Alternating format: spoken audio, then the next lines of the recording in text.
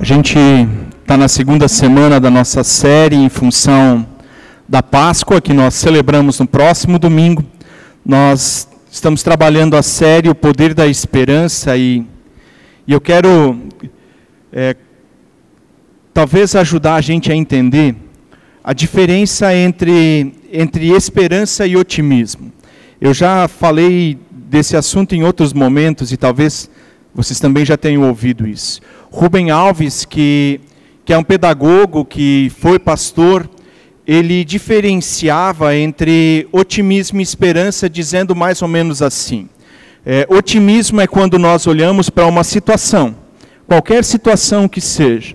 Nós olhamos para aquela situação e entendemos, compreendemos, concluímos que aquela situação pode ser resolvida quando nós, seres humanos, empreendemos nossas forças, quando nós usamos nossa inteligência, quando nós usamos nossas habilidades.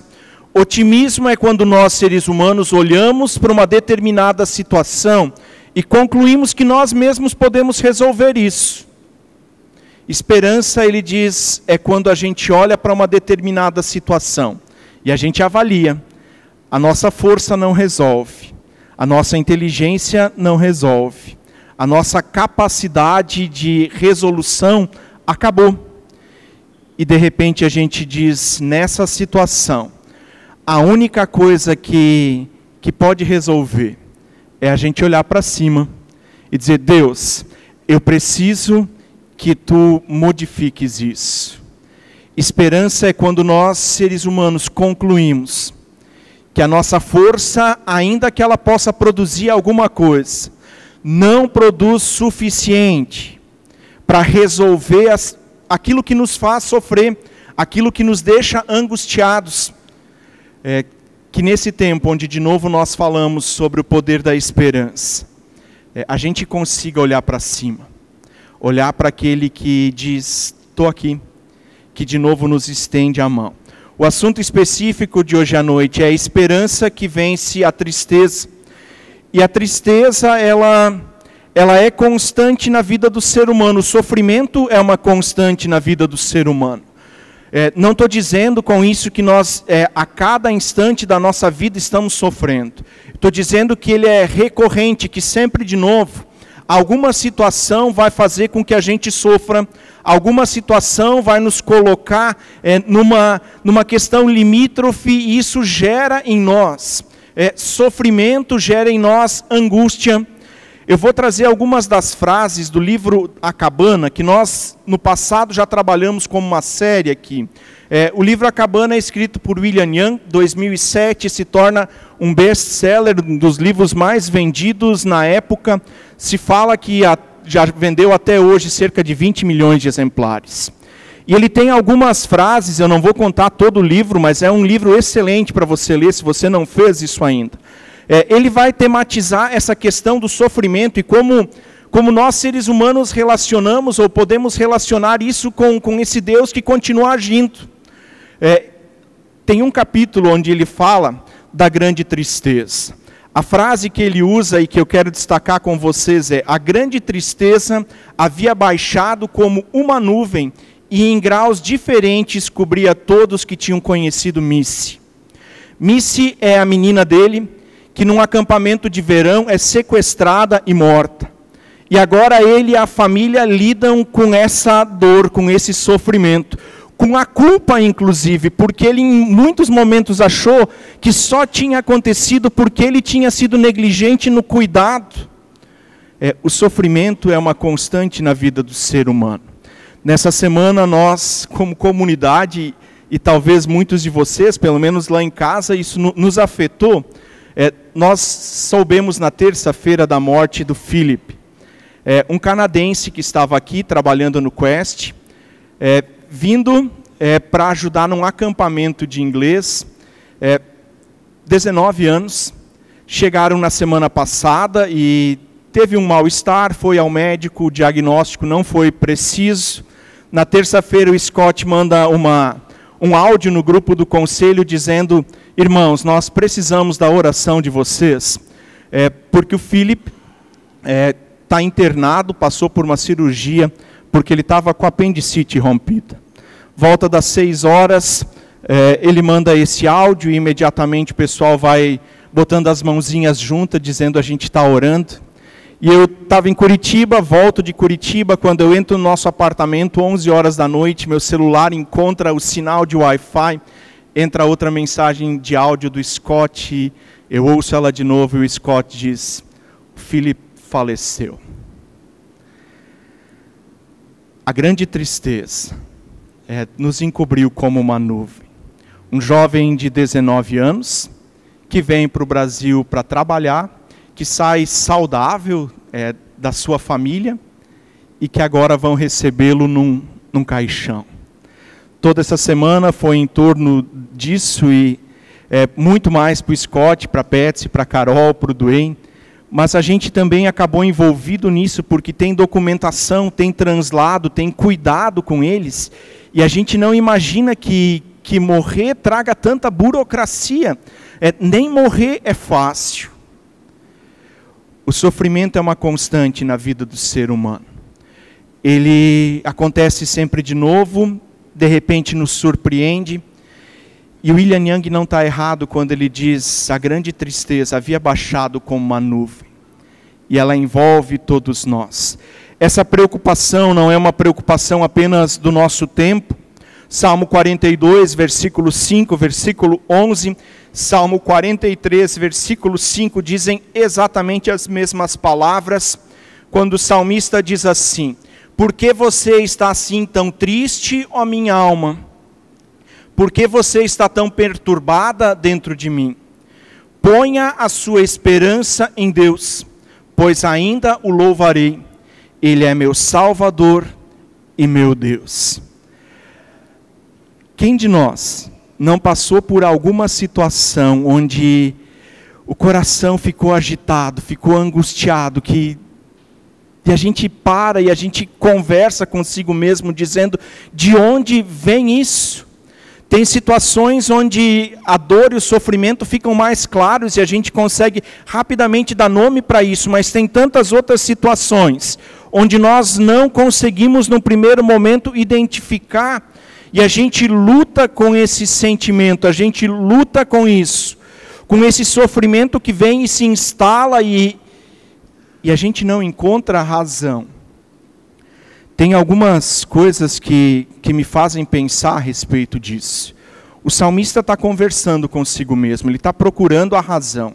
Não está claro para ele não sabe, o Salmo não revela isso também. Se em algum momento ele descobre, mas ele está nessa luta. Qual é o nosso problema, ou um dos problemas do nosso tempo? Quando alguma coisa nos acontece e nos deixa angustiados, a gente está sendo ensinado a calar nesse momento, e não falar a respeito disso, e não procurar por nada. A gente está sendo ensinado a engolir seco, porque a gente não pode mais sofrer, porque a vida da gente precisa ser bonita. E a gente posta fotos, e a gente comenta fotos. Ninguém come em lugar ruim, ninguém está sofrendo, ninguém tem necessidade. E se a gente está agora num processo contrário disso, a gente não expõe isso, a gente cala, a gente silencia. E o resultado é que em pouco tempo a aspirina, que era o comprimido mais vendido no Brasil, o medicamento mais vendido, foi substituída por um psicotrópico chamado Rivotril, que é para ansiedade e para algumas outras coisas, que deveria ser prescrito por um médico, por um psiquiatra.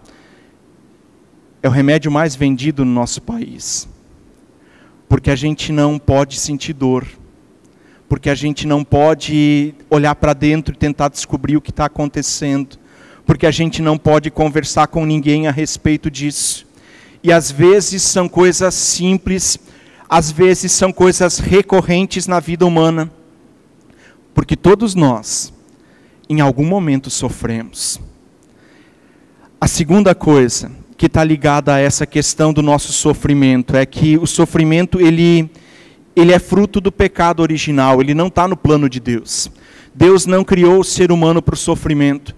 E se vocês lerem os capítulos iniciais de Gênesis, vocês vão perceber que Deus cria o ser humano com algumas atribuições de cuidar da criação, mas de ter a possibilidade de constantemente estar nesse relacionamento com Ele. Isso não é sofrimento, ou é? Agora, a serpente, ela nos seduz, ela seduz o ser humano dizendo, será que Deus falou isso mesmo, que não deveriam comer daquela fruta? E a gente cede, e a gente vai lá e come. O resultado imediatamente seguinte é que Deus diz, bom, vocês desobedeceram, e agora vocês vão ter que trabalhar para ter sustento. Vocês vão sofrer quando os filhos de vocês nascerem. Capítulo 4, a queda está relatada no capítulo 3 de Gênesis. Capítulo 4, acontece o primeiro assassinato. E é a primeira vez que uma mãe chora a dor, sente, sofre por um filho morto. O sofrimento não foi o que Deus pensou para nós seres humanos, mas o pecado nos impõe ele. E agora, como herança, todos nós sofremos, e talvez não seja porque alguém da nossa família foi assassinado, mas é porque o trabalho está pesado, é porque tem coisas que não se resolvem e a gente começa a lutar. E o sofrimento faz parte, desde então, da vida do ser humano, também da nossa.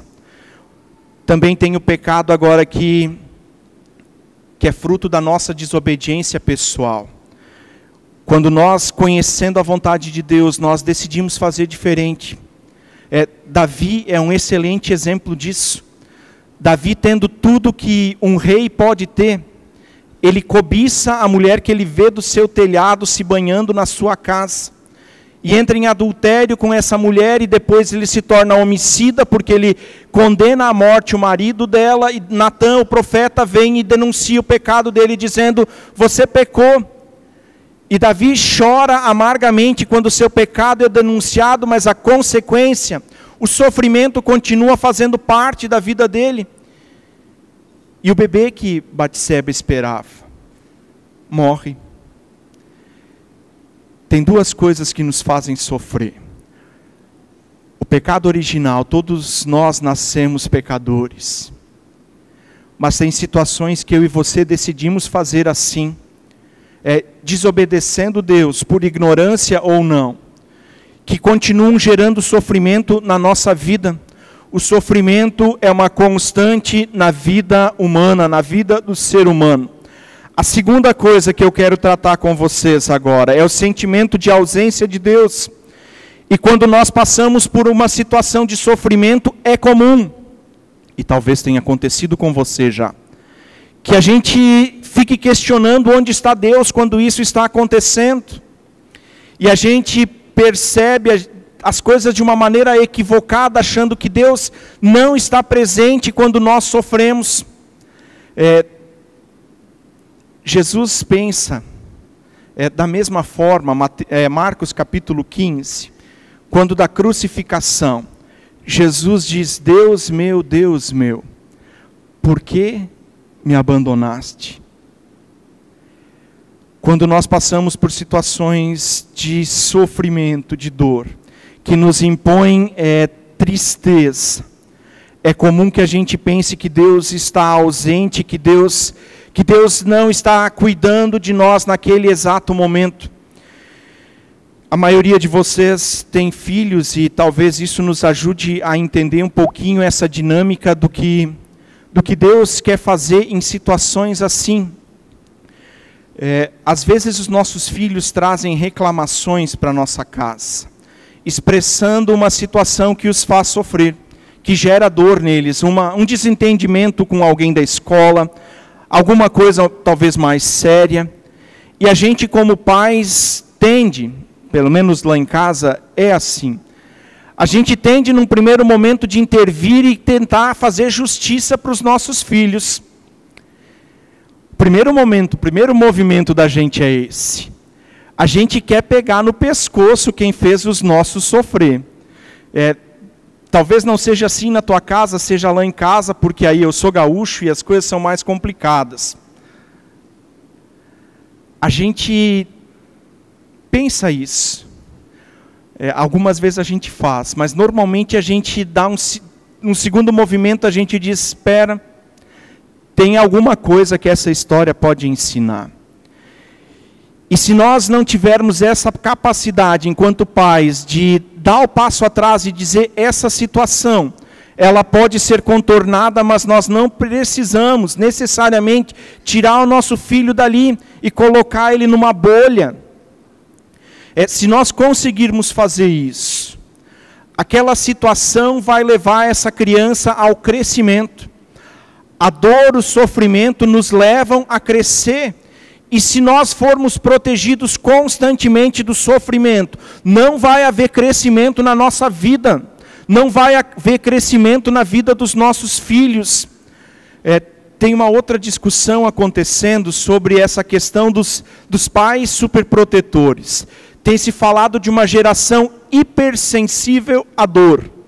Quando qualquer toquezinho, rapidamente surge um ai, como se um encostão qualquer tivesse a capacidade de arrancar o coração de alguém.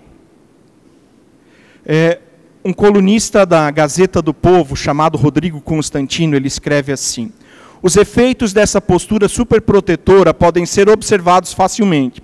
Os jovens de hoje estão hipersensíveis, despreparados para o mundo real, confundindo seus desejos com direitos inalienáveis. Em outras palavras, ele diz, estão mimados.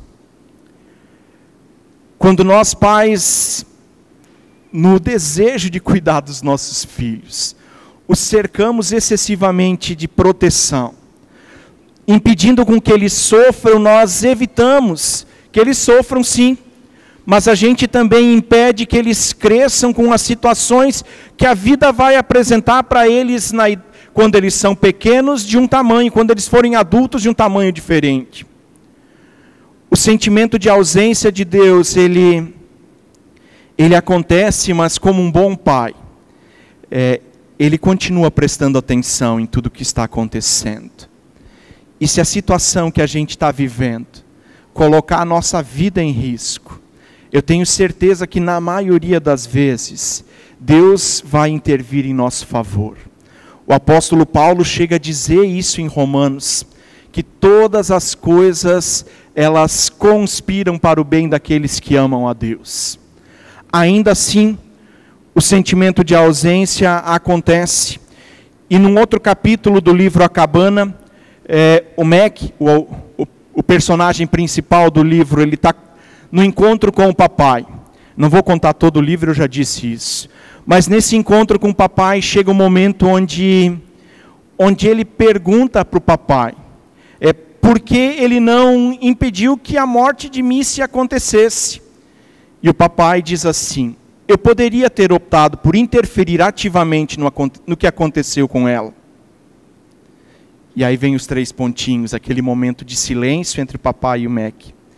E o papai responde, nesse ponto, tudo que tenho a lhe oferecer como resposta é o meu amor, a minha bondade e o meu relacionamento com você. De alguma maneira, Deus não intervém em cada pequena situação, ainda que ela gere sofrimento para nós, ainda que ela leve à morte. Deus, quando essas coisas acontecem que não estão dentro da vontade dEle, Ele nos oferece o seu amor, a sua bondade e relacionamento conosco. E aí o Mac diz, de repente, irrompeu esse novo pensamento. Até ali ele está muito bravo com Deus, porque Deus permitiu, na opinião dele, Deus não fez nada naquela situação. Um novo pensamento surpreendente e maravilhoso. Papai, eu confio em você. O sentimento de ausência de Deus é apenas um sentimento, que como sentimento precisa ser tratado, mas não quer dizer que Deus está longe de você. Ao contrário, quando nós passamos por situações complicadas na nossa vida, Deus continua estendendo a sua mão dizendo, e aí? Você vai continuar tentando sozinho? Ou você vai pegar na minha mão que continua estendida? lamentavelmente, muitas vezes nós, seres humanos, optamos em continuar sozinhos. Porque a gente é bom. Porque a gente olha para as situações com otimismo. Porque a gente acha que tem autonomia. Porque a gente acha que dá conta da própria vida. De repente, rompeu um novo pensamento. Papai, eu confio em você. Terceira coisa que eu quero tratar com vocês hoje à noite. O sofrimento gera tristeza. O sofrimento é constante. Ele nos deixa numa situação de acharmos que Deus está longe. E ele gera em nós tristeza. E eu quero convidar, se você tem sua Bíblia, a abrir João capítulo 20.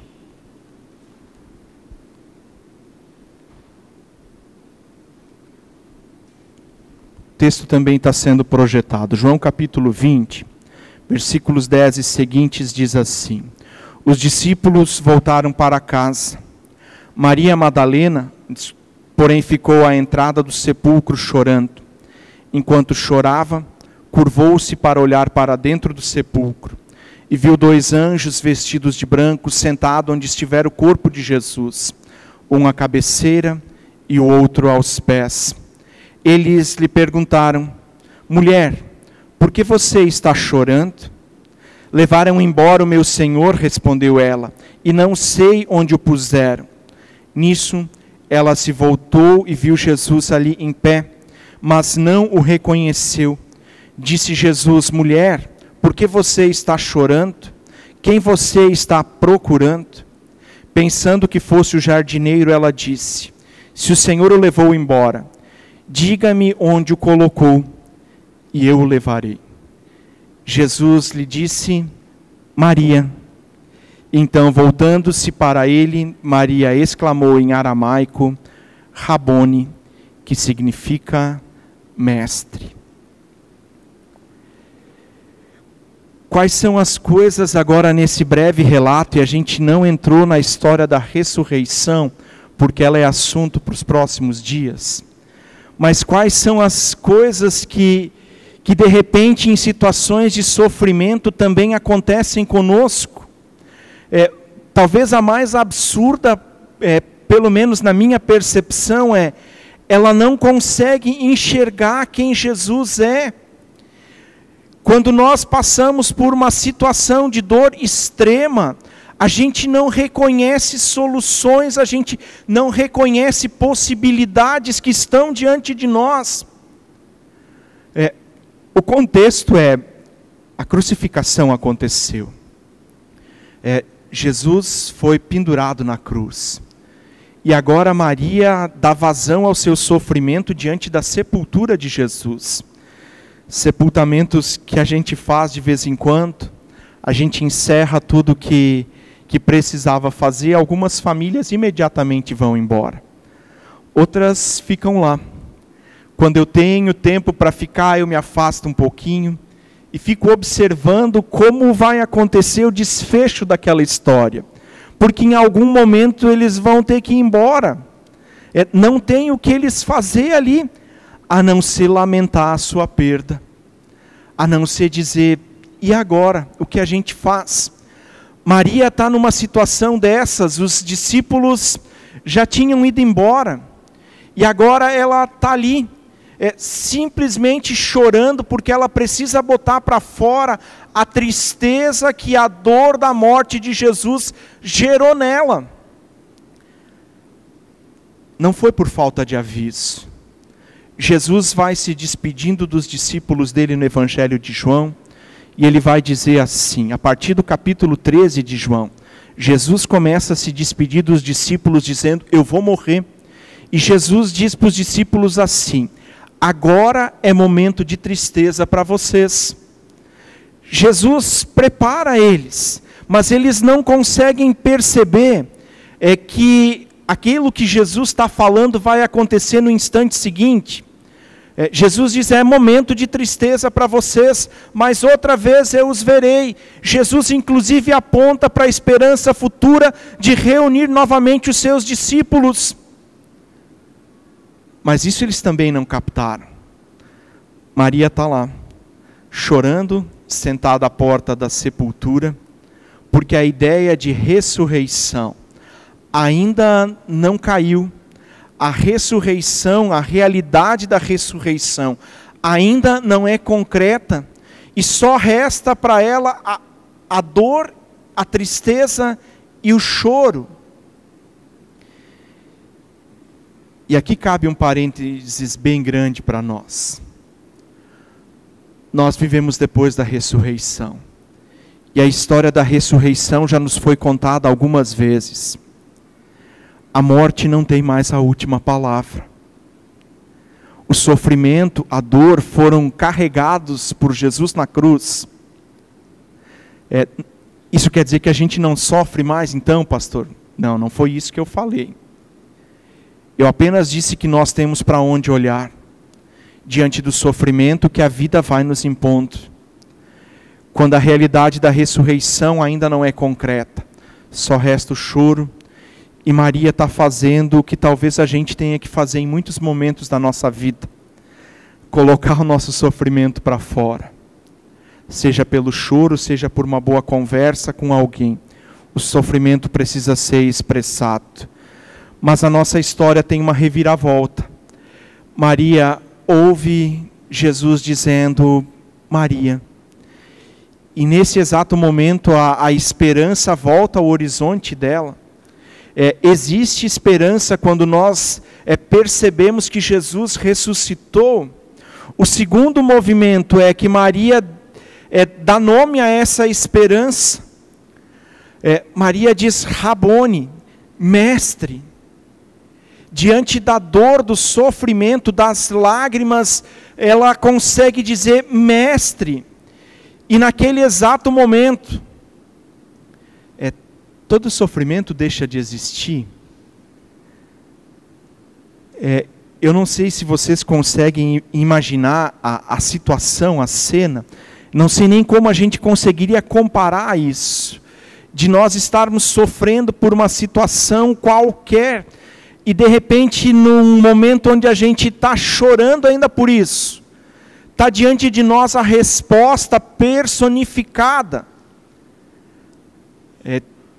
Talvez alguns de nós não suportassem essa mudança tão brusca em um sentimento de desespero para a esperança. A esperança tem um nome. Nosso assunto hoje é a esperança que vence a tristeza. E no exato momento em que Maria reconhece que Jesus está diante dela, definitivamente a esperança venceu o sofrimento e venceu a tristeza. O desenrolar da história ainda vai acontecer. Mas a gente falou de um Deus que não pensou o ser humano para o sofrimento. O sofrimento acontece porque nós desobedecemos. E como consequência, capítulo 4, o assassinato. E agora o sofrimento é algo constante na nossa vida que só pode ser rompido. Porque Jesus vem e muda o rumo da história humana. Mas o que Jesus faz não necessariamente diz respeito a nenhum de nós.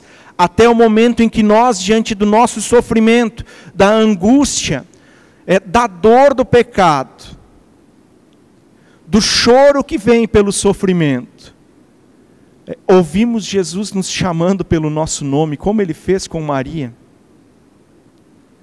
Maria, Daniel.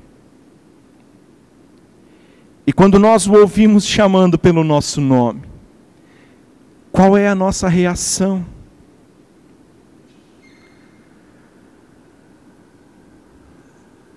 Capítulo final de Apocalipse, Apocalipse 21, versículo 4, diz assim: Ele enxugará dos seus olhos toda lágrima. Não haverá mais morte, nem tristeza, nem choro, nem dor. Pois as antigas coisas, a antiga ordem, já passou. Deus tem um plano completo para que o sofrimento não nos leve a viver amarrados. A esperança vence a tristeza. Eu concluo com mais uma citação do livro A Cabana. No pós-fácio do livro, na parte final, o autor do livro diz: tem gente que não acredita que a história de Mack seja verdadeira. E quando alguém questiona, Mack diz assim: vejam a minha vida. Vejam o que mudou desde o meu encontro com o papai. A grande tristeza se foi. E hoje ele passa a maior parte dos seus dias com um profundo sentimento de alegria. A grande tristeza se foi. No encontro de Mack com o papai acontece reconciliação do ser humano com o seu Criador. Do ser humano que sofre com aquele que o criou para viver em relacionamento íntimo e profundo com Ele. Isso nos é roubado pelo pecado e só isso gera sofrimento em nós, ainda que a gente não consiga dar nome a esse sofrimento. Mas Jesus é a possibilidade de reconciliação, a esperança que vence a tristeza. Tem um nome e foi revelado na cruz. Que você aproveite esse tempo para nessas conversas com o papai colocar algumas coisas em dia. A grande tristeza se foi. Siga a nossa comunidade nas redes sociais para receber conteúdo exclusivo, avisos e eventos. É só procurar Comunidade Apóstolo Pedro no Facebook ou Instagram. Ou acessar o nosso site apostolopedro.com.br.